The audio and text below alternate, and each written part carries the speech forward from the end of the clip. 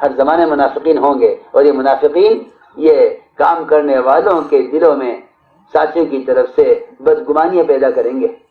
اس بدگمانی پر آدمی تجسس کرے گا، اور تجسس کے بعد غیبتیں کرے گا۔ قرآن کی ترتیب بھی یہی ہے، ان بعض الظن اسم ولا تجسسوا ولا یغتب بعضکم بعضا۔ پہلے بدگمانی شیطان کی طرف سے، پھر غیبت، ان بدگمانی اور پھر السلام علیکم دوستو، welcome back to my YouTube channel live Delhi مرکز بیان۔ امید ہے آپ سب خیریت سے ہوں گے۔ آپ سب سے گزارش ہے اگر آپ ہمارے چینل پہ نیو ہیں تو چینل کو سبسکرائب کر کے بیل آئیکن دبا لیں۔ چلو ویڈیو کو شروع کرتے ہیں۔ اور یہ کہیں کہ غلط فہمیاں دور کرو۔ غلط فہمیاں پیدا ہوتی ہیں، اور غلط فہمیاں پیدا کرنا مستقل کام ہے شیطان کا۔ شیطان کا مستقل کام ہے، آج سے نہیں، دور نبوت سے یہ سلسلہ چلا آ رہا ہے۔ ہر زمانے منافقین ہوں گے، اور یہ منافقین یہ کام کرنے والوں کے دلوں میں ساتھیوں کی طرف سے بدگمانیاں پیدا کریں گے۔ اس بدگمانی پر آدمی تجسس کرے گا، اور تجسس کے بعد غیبتیں کرے گا۔ قرآن کی ترتیب بھی یہی ہے، ان بعض الظن اسم ولا تجسسوا ولا یغتب بعضکم بعضا۔ پہلے بدگمانی شیطان کی طرف سے، پھر غیبت، ان بدگمانی اور پھر تجسس کہ دیکھو ایسا ہے یا نہیں۔ جی ہاں، شیطان بدگمانی پیدا کرتا ہے، ساتھ ہی بدگمانی کی تحقیق کرتے ہیں، اس کو تجسس کہتے ہیں، اور اس کے بعد غیبتیں ہوتی ہیں۔ dailymarkers.com۔ اس لیے فرمایا کہ مومن کے بارے میں ایسا اچھا گمان کرو کہ خدا کی قسم اگر تم اپنی آنکھ سے بھی مومن کو کوئی گناہ کرتے ہوئے دیکھ رہے ہو تو کہو کہ میری آنکھ نے غلط دیکھا ہے۔ مومن ایسا نہیں کر سکتا۔ جی ہاں، یہاں تو خبر پر یقین ہو جاتا ہے، وہاں اپنی نظر کا انکار کرنے کا حکم ہے۔ دیکھا نہیں آپ نے حضرت رواحہ کا ان کی بیوی کا قصہ حضرت نے نقل کیا ہے صحابہ میں۔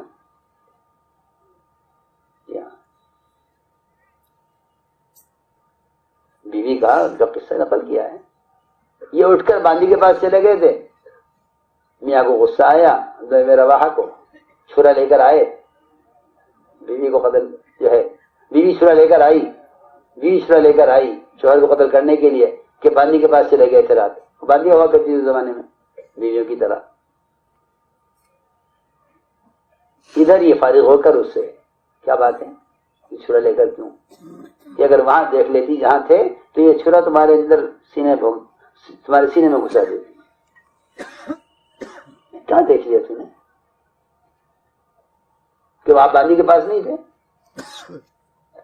فرمانے لگے کہ میں جو قرآن پڑھ کے سناتا ہوں، اگر میں گیا ہوں عطا باندی کے پاس تو قرآن نہیں پڑھ سکتا، اور قرآن وہ بھی سارا پڑھی ہوئی نہیں تھی۔ روایت میں کہ انہوں نے چند اشعار پڑھ دیا عربی کے، بیوی سمجھو قرآن پڑھ رہے ہیں، کہنے گا نہیں میری آنکھ نے غلط دیکھا ہے۔ مومن جھوٹی بول سکتا، میری آنکھ نے غلط دیکھا ہے۔ ہاں، کذبت البصر۔ اللہ کے رسول کی بات سچی ہے کہ مومن جنابت کی حالت میں قرآن نہیں پڑھ سکتا۔ دیکھو، اگر اس تعویل اور جھوٹ کے بغیر ایک گھر نہیں چل سکتا تو پوری دنیا کام چلے گا؟ سوچو، جس گھر سے دو میاں بیوی متعلق ہیں، صرف دو فرد، ان کا گھر نہیں چل سکتا اس کے بغیر۔ تو میں کیا کہہ رہا ہوں، ایک گھر، ایک میاں بیوی بس، اور کوئی نہیں ہے۔ جب یہ دو افراد کا گھر نہیں چل سکتا، یعنی اچھا گمان کیے بغیر اور اپنی نظر کو جھٹلائے بغیر، سوچو تو اتنا بڑا کام چل جائے گا کہ آدمی سنی خبریں اڑا دے اور سوچتا رہے بیٹھا ہوا کہ یوں ہوا، پھر یہ ہو گیا، پھر یہ ہو گیا، پھر یہ۔ جی ہاں، سوچو۔ اس لیے نے فرمایا کفا بالمرء کذبا ان يحدث بكل ما سمع۔ آدمی کے جھوٹا ہونے کے اتنا کافی ہے کہ جو بات سنے اس کو آگے بڑھا دے۔ حدیث میں فرمایا جھوٹا ہونے کے لیے کافی ہے۔ اس لیے حضور اکرم صلی اللہ علیہ وسلم نے اس کی جو ہے آپ نے اپنے صحابہ کو کی اس پر تربیت فرمائی ہے، اور اس پر صحابہ اکرام کو اس کا پابند بنایا ہے کہ کبھی بھی کسی خبر کے بارے میں یقین مت کرنا، اور تحقیق کر لینا۔ ان جاءکم فاسق بنبأ فتبینوا. آیت کب نازل ہوئی؟ کیونکہ میرے دوستوں عزیزو، جب کام کرنے والے کسی خیر پر مجتمع ہو جائیں گے اور ان میں فرائض کی ادائیگی کا شوق اور جذبہ پیدا ہو جائے گا، منافقین سے یہ چیز برداشت نہیں ہوگی کہ ان میں اطاعت اور ان میں اجتماعیت، کہ ان کی اجتماعیت کو توڑنے کے لیے سب سے پہلا کام یہ کریں گے کہ ان کے عوام، ان کے خواص، ان کے جہلاء، ان کے علماء، ان کے متعلقین اور ان کے رہنما، ان کے درمیان میں وہ کام کرو جس سے ان کے درمیان بدگمانی پیدا ہو، اور یہ اس بدگمانی کی بنیاد پر ایسا قدم اٹھا لیں جس سے ہمیشہ کے ان کے درمیان دوریاں پیدا ہو جائیں. بڑا عجیب واقعہ ہے، ہر چیز کو سرے سے سمجھنا چاہیے. چنانچہ روایت میں ہے کہ حضور اکرم صلی اللہ علیہ وسلم نے ایک صحابی کو بھیجا کہ جاؤ بنو مستلق سے زکوٰۃ وصول کر کے لاؤ. یہ قبیلہ تھا بنو مستلق. یہ گئے، ان کو پتہ چلا، ان کو خبر کر دی گئی تھی پہلے کہ ہمارا آدمی زکوٰۃ وصول کرنے کے لیے آئے گا. انہوں نے سب سے عمدہ مال زکوٰۃ کا چھانٹ کر الگ کر لیا اور یہ کہا کہ ایسے کیسے، ہمیں چاہیے کہ ہم بستی سے باہر نکل کر حضور صلی اللہ علیہ وسلم کے ساعی کا اور آپ کی طرف سے آنے والے صحابی کا استقبال کریں، باہر نکل کر اس کا ان کا استقبال کریں گے اور انہیں لائیں گے اپنے یہاں اور ان کو زکوٰۃ کا مال حوالے کریں گے. ابھی یہ صحابی آگے راستے پر تھے، ایک منافق ملا راستے میں، پوچھا کہاں جا رہے ہو؟ کہاں جا رہے ہو؟ کہ میں زکوٰۃ وصول کرنے جا رہا ہوں بنو مستلق سے. اس منافق نے کہا تمہیں حالات معلوم ہے کیا ہے؟ کیا حالت ہے تو معلوم نہیں. اس منافق نے یہ کہا کہ پورا قبیلہ بنو مستلق کا پورا قبیلہ تمہیں قتل کرنے کے لیے بستی سے باہر آ گیا ہے. وہ آئے ہیں استقبال میں. منافق نے کہا وہ نکلے ہیں بستی سے باہر تمہیں قتل کرنے کے لیے، تمہیں بستی میں گھسنے بھی نہیں دیں گے. اور یہ بھی کہا کہ پورا قبیلہ زکوٰۃ دینے سے انکار کر رہا ہے کہ ہم زکوٰۃ نہیں دیں گے. یہ صحابی آدھے راستے سے واپس آ گئے، آ کے عرض کیا کہ رسول اللہ آپ نے مجھے بھیجا تھا لیکن خبر یہ ملی ہے کہ پورا قبیلہ میرے قتل کے لیے باہر آ گیا ہے اور پورا قبیلہ زکوٰۃ دینے سے انکار کر رہا ہے. روایت میں ہے کہ فرمایا صحابہ کو آپ نے جمع کیا، مشورہ کیا، کیا جائے ان کے ساتھ. مشورے میں یہ طے ہوا کہ انتظار کیا جائے رات کا، اور رات کو اچانک شب خون مارا جائے، رات کے پر حملہ کیا جائے اور انہیں سب کو قتل کر دیا جائے، پورے قبیلے کو. یہ فیصلہ ہوا مشورے میں. سوچیے آپ، اتنا بڑا قدم اٹھتا صرف ایک منافق کی غلط خبر پر.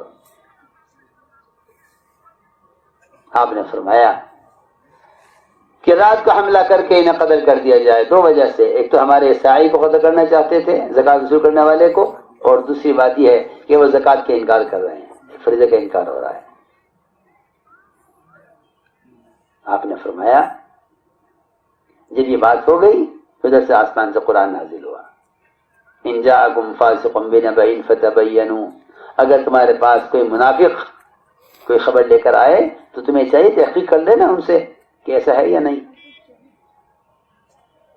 ایسا نہ ہو کہ تم سنی ہوئی بات پر قدم اٹھا لو اور سوائے ندامت حسرت کے کچھ نہ رہے کر. اس لیے میرے عزیز دوستو، بات اصل یہ ہے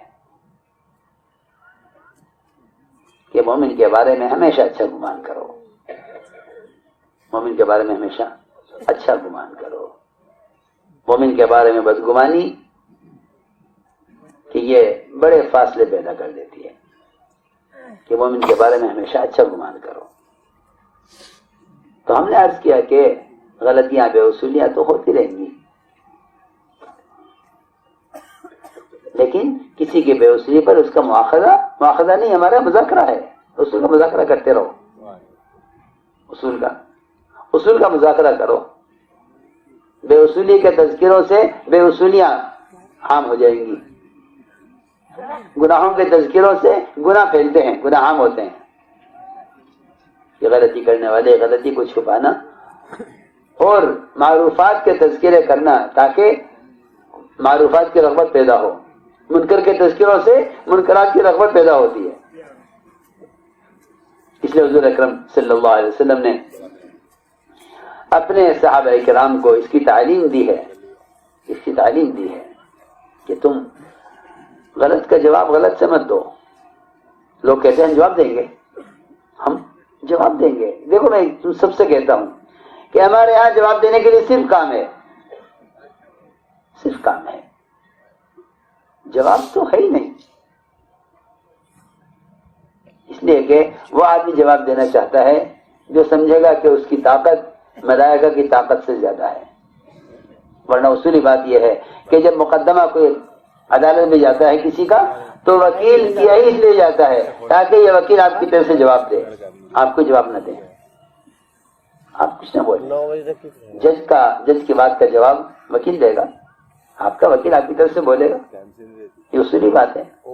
آپ دیکھیں گے بڑے بڑے مالدار، بڑے بڑے عہدیدار، بڑے بڑے مجرم جب جاتے ہیں عدالت میں تو انہیں اطمینان اس کا ہوتا ہے کہ ہمارا وکیل ہے، ہمیں وکیل کیا ہوا ہے، وکیل کس کام کے لیے کیا ہے، یہ جواب دے گا. ابوبکر صدیق رضی اللہ تعالی عنہ ساری گالیاں سارے الزامات سنتے رہے، حضور اکرم صلی اللہ علیہ وسلم موجود رہے اور ایک بات ایسی اس نے کہہ دی جس کا جواب دینا ضروری سمجھا.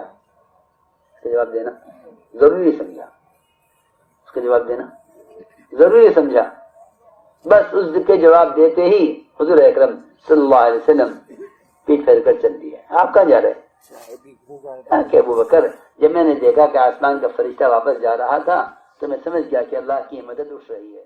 ویڈیو کیسا لگا آپ کو اپنی رائے کمنٹ میں ضرور دیں. ویڈیو کو زیادہ سے زیادہ شیئر کریں، لائک کرنا نہ بھولیں. اگر چینل کو سبسکرائب نہیں کیا ہے تو چینل کو سبسکرائب کر دیں اور کمنٹ ضرور کریں